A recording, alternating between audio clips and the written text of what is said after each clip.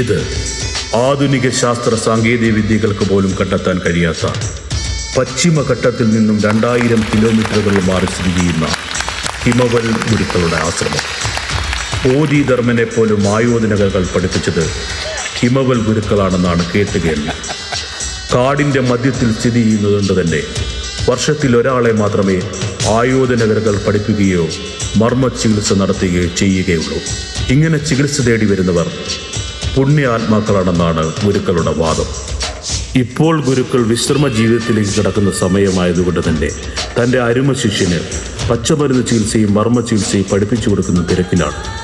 ഇനി ഇവിടെ എന്തും സംഭവിക്കാം.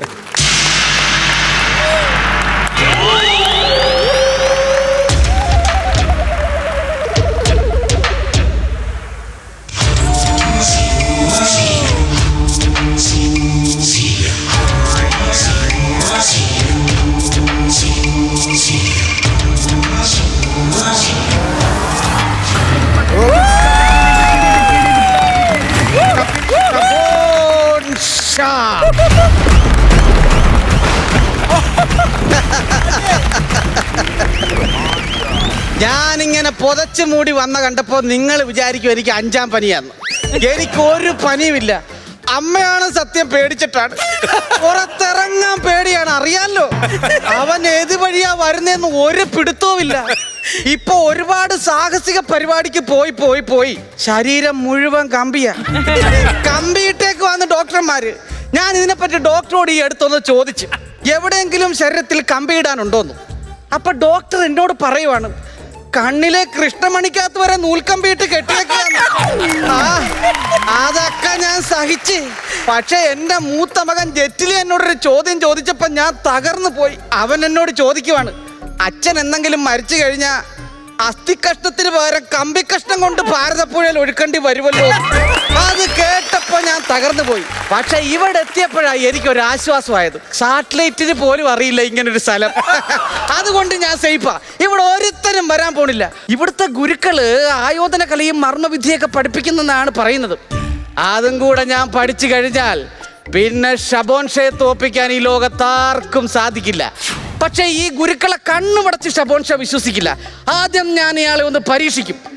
ആ പരീക്ഷണത്തിൽ അയാൾ വിജയിച്ചാൽ പിന്നെ ഇവിടെ നിന്ന് ബാക്കിയുള്ള പരിപാടി കൂടെ പഠിച്ചിട്ട് ചൈനയിലേക്ക് പോകാനാണ് എൻ്റെ തീരുമാനം. ആളെവിടെ?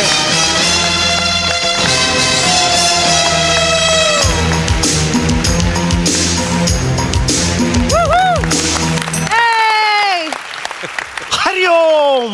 ഇല്ല. ഹരിയോം ഇല്ലെന്നല്ലേടോ പറഞ്ഞത്? എന്തോന്നില്ല? അറിയുമോന്നല്ലേ ഈ ചോദിക്കും?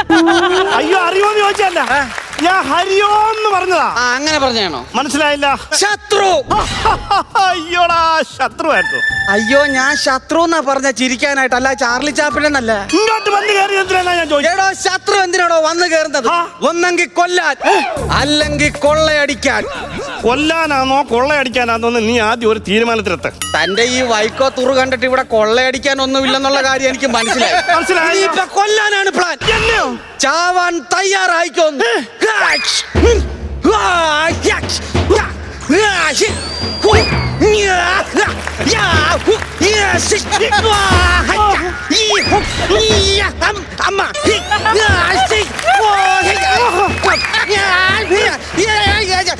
എന്താ ചെയ്യേണ്ടത് ഒരു പിടുത്തമില്ല. എന്തൊക്കെ കാണണം. വിളിച്ചല്ലടോ, ഇത് കുമ്പൂനത്തൊരു മുറയാ. പോയി അവിടെ നിൽക്കും. അയ്യോ,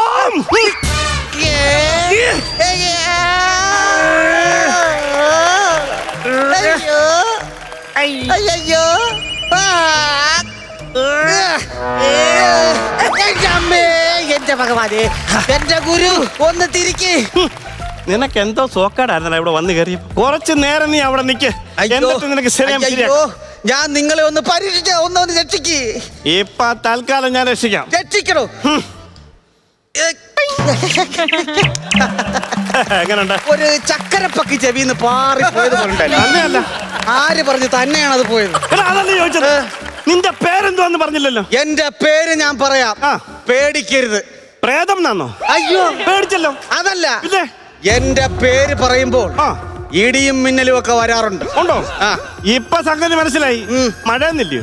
മഴയൊന്നും വെള്ളപ്പൊക്കമൊന്നും വന്നല്ലോടോ. പിന്നെ എന്റെ പേര് ഷബോൻ ഷാ. എന്താ പറ്റി? ഈ മിന്നലും ഒന്നും വന്നില്ലായിരുന്നു. ഞാൻ പോയി വിളിച്ചോണ്ട് വരട്ടെ. ശവത്തെ കുത്തല്ലേടോ.